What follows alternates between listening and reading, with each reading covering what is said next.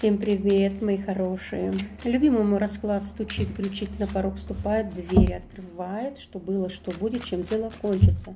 Давайте посмотрим. Это как для мужчин, и как для женщин. Да? Давайте, стучит вам.